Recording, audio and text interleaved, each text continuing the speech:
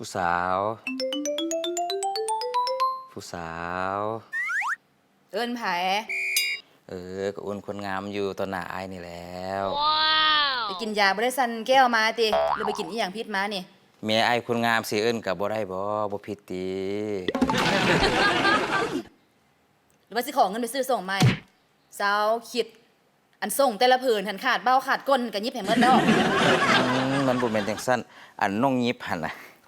ขาดนี่เข็มมันยังคาอยู่ส่งอยู่นะมันปักก้นอายนี่นะ ฮะ โอ้ยน้องเอ้ยไอ้บ่หยอกซื่อๆอันหายหยอกแน่โอ้ยตายแล้วเป็นคือคนใจน้อยเนาะเดี๋ยวนี้เนาะ พอแล้วฤทธิ์ยานว่าเข็มเสียตลอดอ้าวแม่นแท้ว่าบาดนี่สุห่วย หายยังโอ้ยบ่ต้องย่านดอกซ้ำเข็มหั่นน่ะบ่เสฮู้เด้อไปซอกหาล้มแสล้มสาวพันสาวมาน่ะกันฮู้ระวังรถโอ้ยแม่มันเอ้ยมีเมียงามปานนี้หันไปล้มสาวมันก็โง่ที่บ่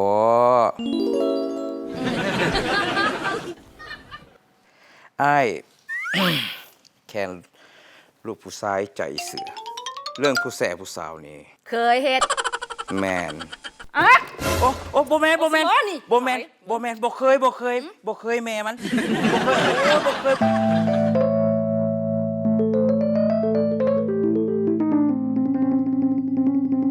บ่ได้หลายใจเพียงแต่อยากเก็บไว้หลายคนเท่านั้นเองอย่าบอกให้เลือกเลยที่เก็บเอาไว้ทั้งหมดนี้มันก็คือหาจะเป็นแฟนหรือว่ากิ๊กก็ตามแล้วแต่จะคิดเอาเรื่องที่เจ้าสู้มันบ่เคยอยู่เลยมันบ่เคยได้เฮียนมาก็เพียงแต่ยิ้มแล้วก็ส่งสายตาก็เท่านี้มันก็ธรรมดาและเจ้าก็เดินเข้ามาขอเบอร์ไปอย่างนั้น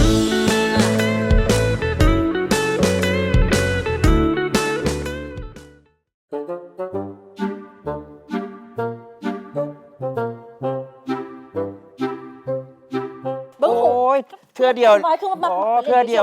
พอโอ้ยหูคอขาดแล้วโอ้ยขาดโอ้ยขาดหูบ่ขาดหูคอขาดโอ้ยยังวะโอ้ยแม่สิตกใจเฮ็ดหยังหูพอนั่นนี่นะแม่สิตกใจหยังพ่อพี่นะเป็นคนตกใจนะ ดาเป็นอย่างคือใส่เสียงดังแท้อันห้านก็อยู่ใกล้ๆนี่ป่านว่าไกลกันเป็นกิโล ขอโทษนะครับแก้ว อันติขันหูอ่าวขาดนี่ไผสิมาต่อให้ขันปลายมีดอาคำแก้วนะถึกใครอ่าวสิจังได ใครหยัง ไข่ต้มนี่แล้ว แล้วยานี่แปลกประหลาดนะพวกเจ้าเนาะเอาไข่ใส่กระเป๋าอยู่ดาเมื่อกี้เอิ้นมาเสียงดังมีเรื่องหยัง โอ้ยนี่ถ้าบูมียังดอกอะคำแก้ว ผู้ดีมือเศร้านี่หะนะได้แต่งเข้าไปให้นิวเคลียร์แล้วยังรู้สึกว่ายังลืมไข่ต้มอีกหน่วยนะ เรื่องเท่านี้นี่ได้ ไข่ต้มนะโอ้ย เด้สิละบอกแล้วเอาแค่เอาไข่ต้มดาไปให้อย่างไร อันโทนี่กับโวยวายป่ะนั่น ว่าแต่ว่าเรื่องรูปเคลียร์นี่นะตอนนี้นี่นะแม่เราอุกใจ เวียกกับเข้าหลายเดี๋ยวนี้นะเห็นลูกเฮ็ดเวียกแล้วแม่ก็อุกใจนำย่านลูกบ่มีเวลาพักผ่อน พ่อก็ว่าคือกันเด้ก็ให้ลูกพรนั่นลงกันตัวนะบทละครก็ลดลงบ่หรือว่างานไปแสดงงานฟรีงานนั่นน่ะที่ว่าบ่ได้นั่นก็ลดลงบ่รับซั่นตัว อันเรื่องงานฟรีเวียกฟรีค่ะนะไปกับบ่เสียหายก็คือไปแล้วยางกี่ไร่ก็ได้ฮู้ผู้ฮู้คนลูกเคลียร์เฮาก็จะได้โปรโมทลูกตัวเองไปในโตแม่นบ่ล่ะเฮ็ดเพื่อสังคม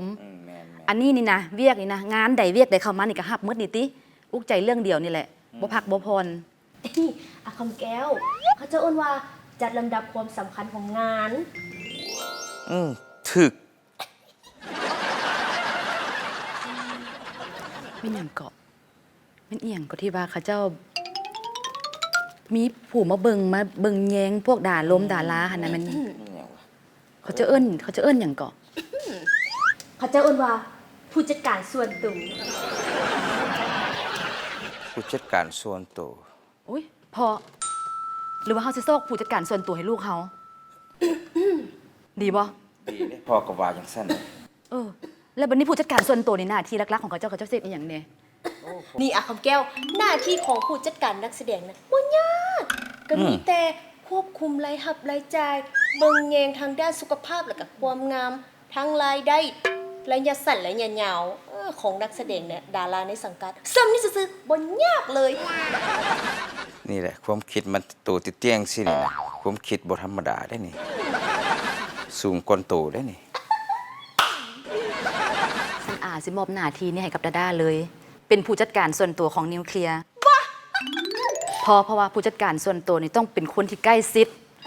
และจะต้องเป็นคนที่รู้จักลูกนิวเคลียร์ของเฮาเป็นอย่างดี โอ้สั้นพ่อนี่ก็ใกล้ชิดกับฮู้จักนิวเคลียร์ดีคือกันได้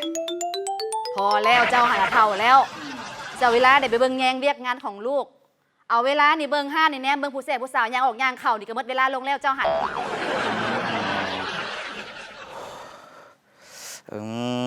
ใครก็อยู่ส่วนใครก็เว้าแต่เรื่องใครๆนี่แหละนะ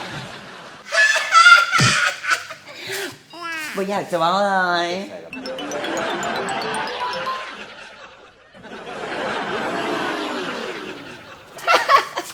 วงการบันเทิงนี่นะ มีแต่สิ่งที่โหดร้ายป่าเถื่อน ดาด้านะต้องมีคนที่มีประสบการณ์ และความงามเป็นอาวุธ จริงๆนี่จริงๆมีความสามารถทางด้านการแสดงมันบอก แน่นอน ดาด้านะยังอ่อน เข้าใจบอกหน้าตาบ้านนอกแหล่ๆจังซี่นะแต่เจ้านะอาจจะจับไป โอ๊ย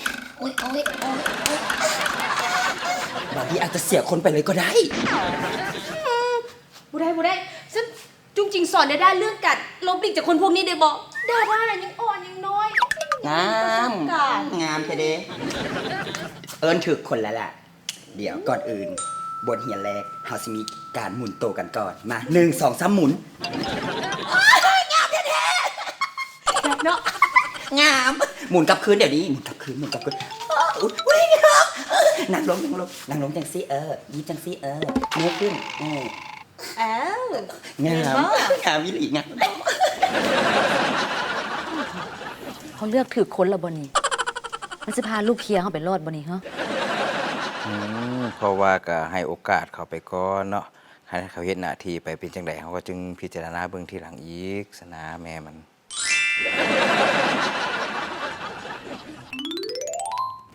โอเค มาบทเรียนต่อไปเฮาสิมา acting การเห็นหน้ายั่วยวนก่อนอื่นเฮาจับมือไว้อย่างนี้มือไว้นี่เห็ดปากส้มๆลิ้นน้อยหนึงตัดลอย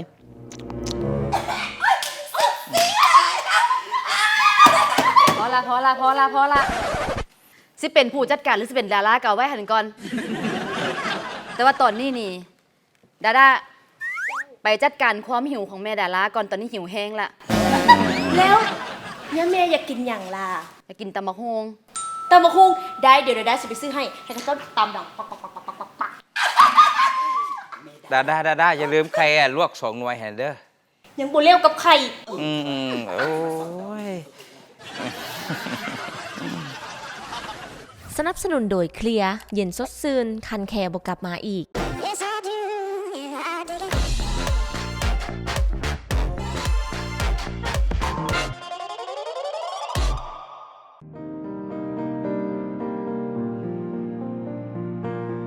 คนที่ต้องเฮ็ดเวียกนักทั้งเว้นทั้งคืน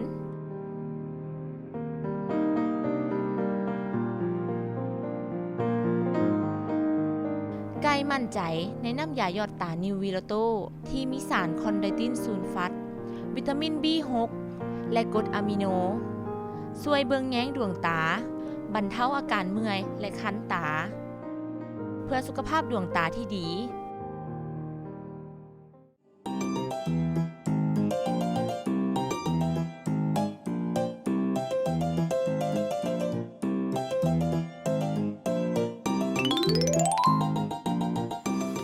แม่มันพ่อมาคิดเบิ่งนี่ลูกสาวเขาก็ใหญ่เป็นสาวละฮู้จักหาอยู่หากินละบัดนี้น่ะเฮาก็อายุก็สิแก่ไปเมื่อหน้าเด้เฮ็ดเวียกมานี่ก็เมื่อยหลายละแม่ว่าพวกเฮานี่ควรสิพักผ่อนไปเที่ยวไปเล่นบ่แม่มัน มาไม่ได้ละนี่ ก็พ่อได้คิดหลายเด้อเด้บางเทื่อเนาะเฮาก็เมื่อยแน่ละเด้ พ่อนี่ก็ได้เท่าสิตายละเมื่อยแต่ละมือเฮ็ดเวียกเมื่อยจะมาต้องมาคิดเรื่องนี่ทั้งลูกทั้งเต้าทั้งอีหยังตัวอีหยัง ก็ตัวนี้แหละก็ย้อนว่าพ่อนี่แหละเข้าใจละว่าแม่นี่ก็สิเมื่อยเนาะเฮาก็ซอกเวลาไปเที่ยวไปเล่นได้แม่ เว้าแท้บ่นี่ไปแท้บ่นี่ เอาพอคิดมันโดนอะไรนี่ เอาลูก อ่า คือกลับบ้านไว้แท้มื้อนี้ มื้อนี้ทีมงานเขาจะเฝ้าแม่ก็เลยเลี้ยวไว้ฮู้บ่แม่ฟ้าหลายจะโคมไฟตกใส่หัวเขายังเจ็บบ่เซานี่ หา ตายละเป็นจังไดลูกสาว อย่างป่านนั้นบ่ลูกโอ้ยเบิ่งแม่เบิ่งเป็นจังไดตายแล้วลูกเอ้ยเป็นหยังขึ้นมาเฝ้ามาฟังป่านนั้นจนมาเบิ่งเจ็บบนใด เจ็บบนนี้ อ้าวขี้หัวหลายแท้ลูกสาว ลูกบอกมาเนาะเบิ่งบอดแล้วเบิ่งขี้หัวอยู่นี่เจ้านี่ก็ได้ นั่นแหละบ่แม่นขี้หัวเพราะมันเป็นโฟมที่มันตกลงมาน้ำเสาไฟอะน่ะ โอ้สมพรเป็นบักใหญ่ๆเนาะสมพร ไปเอายามองมาถ่ายลูกไปพอไป เอาอย่ามองวะ แม่นละ บ่พ่อบ่อย่ามองมันแสบ บ่เอาวะเอาให้จังไดซะ โอ้ยลูกเอ้ยตายแล้วเฮ็ดจังได๋ล่ะบัดนี้นะ อ๋อเอายาอื่นได้บ่ขอยาที่แบบมันบ่แสบอะนะ มันบ่ได้แสบหลายลูกทาบึดหนึงมันก็เซาแสบเข้าใจบ่บ่เป็นหยังลูกอันนั้น โอ้ยลูกสาวกู บ่แสบเจ็บบ่ได้ลูกโอ๊ยมัน แท้ลูกพ่อนี่เฮ้ยเป็นจังไดก่อน มื้อนี้อีหยังวะจิเป็นสวยตายเจ็บหลายบ่ได้บ่ลูกโอ้ยพอไปซอกยามาถ่ายลูกอย่ามองเด้อ อย่ามองเนาะอย่ามองเนาะแม่มันเนาะ อย่ามองพ่อบอกอย่ามอง มันบ่เป็นหยังนะมันบ่ได้แสบปานนั้นน่ะลูก บ่เอาซะโอ๊ยตามใจลูกเพราะย่ามันนั่นไป หายแล้วมันหยังมาสวยแท้นี่นะบอก ไปส่งขาป้าจนเด็ก บวกแล้วหมาเฮาหมาต่อเอานิวเคลียร์เป็นอย่างนี้ กำลังไฟผีบ้านล้างไฟมันบ่ดีตกใส่หัวนิวเคลียร์บางกี้นี่เด้ เอ้ยแล้วเป็นจังไดล่ะฮั่น เป็นจังไดกับหัวโนเติบหนึงพุ่นละนี่นะ แตกบ่แม่ บ่แตกมันโน หนูน้อยหนึงบ่เป็นหยังดอกลูกบ่เสียโสม เจ็บอะ ไปซอกเอายาอีหยังมาทาเด้อ ช่วยพอสิไปซื้อโวทาเลนมาทาให้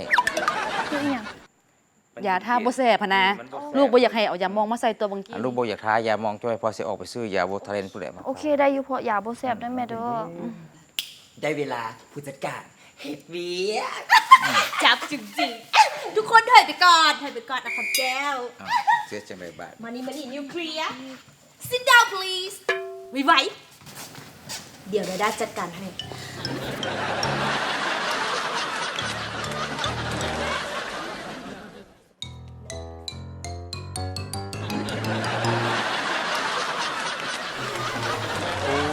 มาแต่จานไดเนาะบาดไดเนาะ เฮ็ดหยังก็ได้ ก็ดาด้าดูแลดาราในสังกัด ฮู้แล้วบางกี้เป่าหยัง หุยอาคำแก้วบูฮู้อย่างนี่เป็นคาถาศักดิ์สิทธิ์คาถาจากอาจารย์คงโอ้ยยืนยงคงกระพันผู้ใดได้ถือคาถานี้นะหับพ้องหายจากโรคภัยไข้เจ็บแน่นอนความเจ็บความป่วยนี่ปัดเกี้ยวสุดยอดไปเลยแล้วที่สำคัญนะเปลี่ยนคนซังให้กลายเป็นคนหักด้วยคาถาอาจารย์คง เลิศ โรคนี้มันไปฮอดใส่แล้วดาฮะบาดเจ็บก็ต้องเอายามาทาใส่ยังสิมาเป่ามาอีหยังคาถานี่อีกฮะ แต่ดาด้ามั่นใจได้ เพราะว่าอาจารย์คงนี่เป็นสุดยอดอีหลีดาด้าเห็นเขาจะคอมเมนต์เต็มเลย คอมเมนต์หยัง คอมเมนต์อยู่เว็บไซต์อาจารย์คง เกิดยังขึ้นนี่ เตยฮู้ว่านิวเคลียร์นะมีปัญหาทางด้านหัวดาด้าก็เลยมาดูแลนิวเคลียร์คือแบบว่าดาด้านะเป็นผู้จัดการดาราส่วนนั้นน่ะจริงๆผู้ช่วยดาด้าเอง ฮะ เมื่อกี้กูยังตำแหน่งไงกับมึงอยู่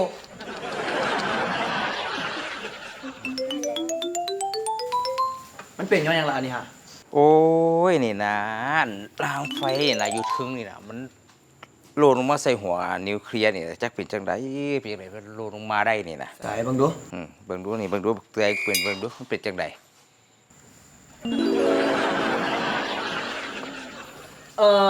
คันเป็นอย่างซี่นะครับปล่อยไว้บ่ได้เลยได้ ก็คือว่าเขาก็ต้องมีนักสถาปนิกหรือว่าวิชาการเฉพาะด้านน่ะเข้ามาช่วยแก้ไข แก้ไขหยัง เอากำลังไฟมันตกลงมานี่เด้เขาก็ต้องหาผู้เชี่ยวชาญมาซ่อมแซมให้แหละให้มันได้มาตรฐานสากลและรับโลกเพื่อเทื่อหน้ามันถึงสิบ่เกิดเหตุการณ์แบบนี้ขึ้น แล้วนิวเคลียร์ก็จะบ่ทำเคราะห์แบบนี้ แม่ได้แม่มัน เตยนะสลัดขนาดเลย แล้วคนที่ซ่อมแซมเนี่ยเว้าเนี่ยมันผู้ใดแล้วนี่ สถาปนิกเหรอวะ ก็คือแหละสุดยอดสถาปนิกอยู่ในหมู่บ้านของเฮานั่นก็คือใครล่ะ แซนดี้พี่น้องตัวเอง โอ้แซนดี้เฮานี่หว่าโอ้ยเว้าเทื่อเดียวแล้วก็เข้าใจแล้วมันสิคือกูตกใจว่ามันมาจากดาวอังคารพุ่นสิ อุ้ยบุ้ยเพจสนใจเครียดเนี่ยวันนี้เครียดเจ็บหัวอยู่ได้ มีฟอพอฟ้าไปเอายามาทายลูกก่อนไปถ้าไปซื้อยาเจ้าคือจะบ่ได้ง่ายดอกไปเอายามองมาทาก่อนยามองเอายามองมาทาก่อนลูก อย่ามองเนาะลูกเนาะ เอายามองมาทาก่อนเอายามองมาทาก่อน แม่พ่อบอกอย่ามอง ว่าวะ เดี๋ยวมันก็เซานามันบ่ได้ บ่มีหยังดอกบ่มีหยังดอกแม่มันลูกบ่อยากทาก็บ่ต้องทาดอก สนับสนุนโดยเคลียร์เย็นสดชื่นคันแคร์บ่กลับมาอีก ผงผงทานสามารถทนต่อการทดสอบความเสียหายสูงสุดบ่โดบไส้ดอกผึ่งเพื่อพิสูจน์ถึงความเป็นไปได้ ดอกหนึ่งมีครีมนวดผมโดบปกป้อง อีกดอกบ่มีเหมือนถือความโห้นระดับเดียวกัน ความแตกต่างแม่นจะแจ้ง ดอกผึ่งที่บ่มีโดบปกป้อง แห้งและแตกง่ายครีมนวดผมโดบบำรุงล่ำเลิกที่ไข่เส้นผมแข็งแห้งขึ้น ปกป้องผมบ่ให้ถูกทำลายครีมนวดผมโดบ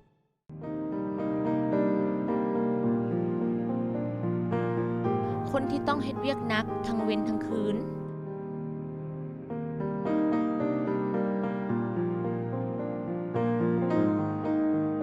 ไก่มั่นใจในน้ำยาหยอดตานิววีโรโตที่มีสารคอนไดตินซูลฟัสวิตามิน B6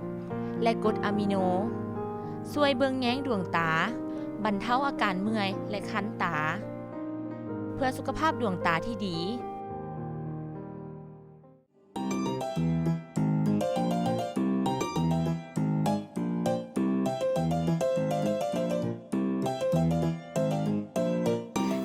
ผมตัวนี้นางงามเนาะสลวยงามเอาแท้บ้างไหมเส้นน้อยๆนึงเจละมากเลยนี่นะเห็นบอกแล้วมาสระหัวหานเจนนะหนังหัวสะอาดห่างไกลจากคันแคเพราะว่าเจนี่นะใส่ยาสระหัวของเคลียคันมือหน้าตัวได้สระอยู่เหือนนะต้องซื้อเคลียเด้อไปสระนะหนังหัวตัวเองจะได้สะอาดเข้าใจบ่แต่งงานมือหน้าแต่งงานนะบอกเจแล้วเจแต่งหน้าให้หน้าตัวนี้งามในรูปใครน่าขนาดเลยแสนดีเอ้ยจบตะเมืองนอกเมืองนามาเป็นเซลล์นี่ได้เฮ้ยมื้อหน้านะค่ะที่มาเซ็กสต็อกนะบอกเจก็ได้และเจสินไฮโดก โอ้ยบ่เป็นอย่างเจ้เรียกง่ายๆสบายคืออย่างนี้มีแต่รอไปตามห้างลูกค้าแล้วก็เซ็กสต็อกอย่างซื่อๆบ่ยากดอก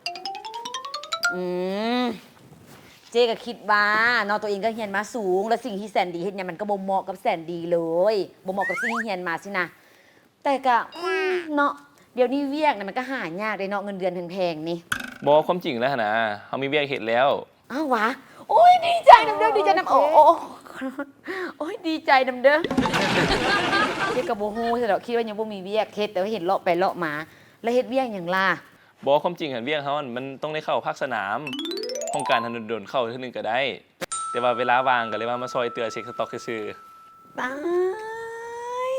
หล่อแล้วยังนิสัยดีแบบแสนดีเนี่ยซอกได้อยู่ใส่เกาะบอกแหล่งเจ๊ได้ดูเจ๊จะไปซื้อมากิน ๆเฮ้ยคนเด้อบ่แม่นบักนาดเด้อที่มีแรงซื้อแรงขายกัน โอ้ยเจ๊กับเว้าลิ้นเว้าหัวซื้อๆแต่แบบแสนดีนี่น่ะมีอยู่ใส่ละ มีได้รออีกการศึกษาดีมีการงานดีอีก แท้แนะนำเจ๊ได้ดู เตือนอย่างนี้ โอ๊ยตะไก่หน้าเลี่ยมหันวะ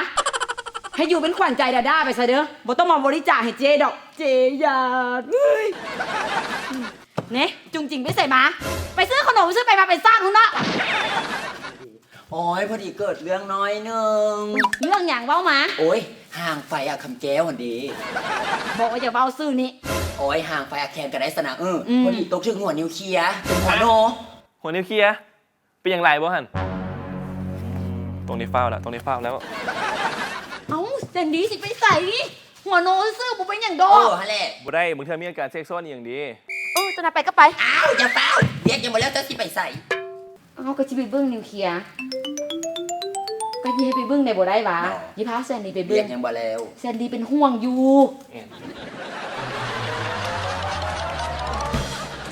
ฮัลโหลเตื้อยกำลังเฝ้าไอ้นี่ แซนดี้ตอนนี้นะเฮาอยู่ฮันนิวเคลียร์เด้อ เป็นอย่างไรบ่หันนิวเคลียร์หัน โอ้ยนิวเคลียร์บ่ได้เป็นอย่างไรดอกมีแต่หัวโนน้อยหนึง แมนซัมบ่บ่ได้มีอาการเซ็กซ์ซ้อนอย่างหวา บ่ได้มีอย่างไรดอก ไป เป็นห่วงกันแท้เนาะพวกตัวนี้เนาะ เมนเทสมบ่ แท้แต่ว่าร่างสายไฟที่ตกลงมาน่ะแซนดี้จะต้องได้ไปแปลงไหน ล้างสายไฟป่ะได้แปลงเดี๋ยวนี้เลยไป บ่ต้องมาตอนนี้เฮาต้องได้กลับไปเอาเครื่องมืออยู่เฮือนเสียก่อน เครื่องมือป่ะไปเดี๋ยวนี้ไปมาซะนะ แซนดี้สติ โอเคสตรีมาแล้วไป เอ้าตกลงเจอกันอยู่เฮือนเนาะ โอเคได้เจอกัน แสนดีฮู้ทางเมืองเหือนอยู่ว่ะ ฮู้เจ้ไปก่อนเด้อ ตั้งสติเด้อ โดยโอเคบ๊ายบายเจอกัน โอ้ยอันหัวโนสื่อจะเป็นฟ้าวเป็นฟังอะแท้ว่าเนาะคือสิมากกันแหงเนาะฮักกันโลดจ้างกับบ่ได้กันดอกแม่เขาบอกแท้ว่าไปใส่เอาหยังมาไปเป็นซาดได้ขนมพวกนี้นี่มา โอ้ยเอาวันเดียวก็พอเอามอนไว้กินข้าวหนู จี้บ่มักตัวนี้นี่คือซื้อตัวนี้มา บ่ต้องได้ เอ้าพวกกินที่ใดมันหิวข้าวเลยนะ บ่ให้กิน ลอง แล้ว ส่งกลับมันนอกเด้อมา มาปั่นไปมาตีอยู่ มาเฮ็ดเวียกไปเป็นซาดมื้อนึงเซิน ล้างสายไฟนี่มันไปยุดอยู่เสร็จบ่ ก็อยู่กองเตอร์พุ่นเลยเป็นหยัง บ่แมนล้างสายไฟมันไปอยู่ที่จุดพักแต่ล้างหักมันไปพักที่ใจเจ้า ว่าแต่เคลียร์ได้เปิดบัญชีธนาคารไว้ป่ะ จะมีต่อเป็นอย่าง เชี่ยวหัวใจไปฝากไว้ในบัญชี หักก็คือหักสิคึดคักคึดแนวใดก็ยังหักอยู่ดี ถึงแม้นว่าอ้ายจะฮู้บ่รอหน้าตาบ่ดี แต่ก็มีหุ่นที่แสนดีไปให้น้องกอดอยู่ได้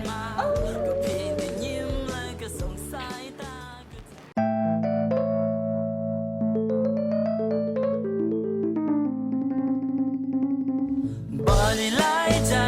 เพียงแต่อยากเก็บไว้หลายคนเท่านั้นเอง อย่าบอกให้เลือกเลยจะเก็บเอาไว้ทั้งหมดนี้มันก็คือหาจะเป็นแฟนหรือว่ากิ๊กก็ตาม แล้วแต่จะคิดเอา เรื่องที่เจ้าสู้มันบ่เคยรู้เลยมันบ่เคยได้เฮียนมา ก็เพียงแต่ยิ้มแล้วก็ส่งสายตาก็เท่านี้มันก็ธรรมดา